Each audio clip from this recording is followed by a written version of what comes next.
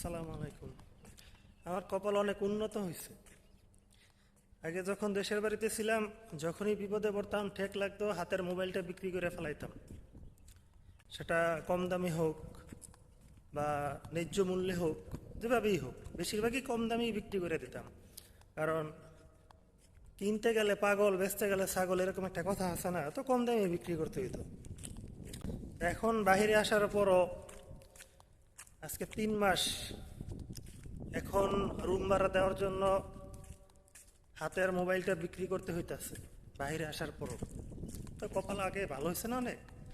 আগে বাংলাদেশে মোবাইল বিক্রি উঠছি, এখন কাতারে।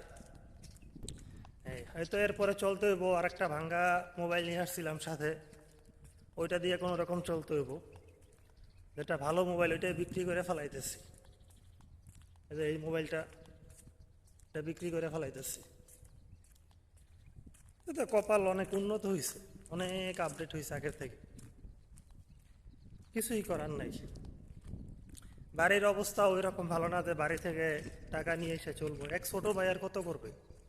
অনেক করতেছে আমার জন্য, আর কত করবে? বড় ছেলের প্রাইভেটের টাকা দেওয়ার দরকার, ওইটাও দিতে পারতেছি না, মাস শেষ হয়ে গেছে। দেখি যদি পারি 1,000 টাকা অন্তত দেশের বাড়িতে পাঠাই দেবো, ছেলের প্রাইভেটের টাকা। কি করতাম? এই জন্যই বাঁচতে ইচ্ছা করে না। এইরকম লাইফ নিয়ে বাঁচার থেকে মরা যাওয়া অনেক সুখ, মরা যাওয়া অনেক সুখ। 14 বছর দেশের বাড়িতে দোকান করলাম, যাই হয়েছে, অনেক ইতিহাস, অনেক কাহিনী। এখন বাইরে আসলাম, মনে করলাম যত কষ্টের কাজ হোক কাজ করবো। এখন কাজ পাই না, কাজ নাই, কাজ পাইতেছি না। কাতারে কাজ নাই আগেই জানতাম। এরপর আমি, আমার 5টা লোক আছে পরিচিত, 5টা লোক, 5টা লোক। তো চিন্তা করছি যার কেউ নাই তার জন্য হয়তো অনেক সমস্যা হইতে পারে। আমার তো 5টা পরিচিত লোক আছে, আমার জন্য হয়তো ভালো কিছু হইতেও পারে।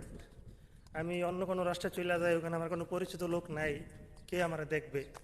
এই চিন্তা করে আসলাম। যেমন চিন্তা ওই রকম কপাল, পুরাই উল্টা। এইখানে আইসে আরো বেশি বিপদে পড়ে গেছি। 5জনই ফেল মারছে, কেউ কোনো কাজ দিতে পারে না। এই হলো অবস্থা। দেখি কপালে আরো কত কি আছে, দেখতে থাকি। এখন যাইতেছি মোবাইলটা দেওয়ার জন্য। এক ভাই বলছে দেখবে, যদি উনি নেয় তো ওনারে দিয়ে আসবো, এই জন্য যাইতেছি। ভালো করে চিনিও না, একা একা যাইতেছি, কই যাইতাম কি করতাম আল্লাহ ভালো জানে।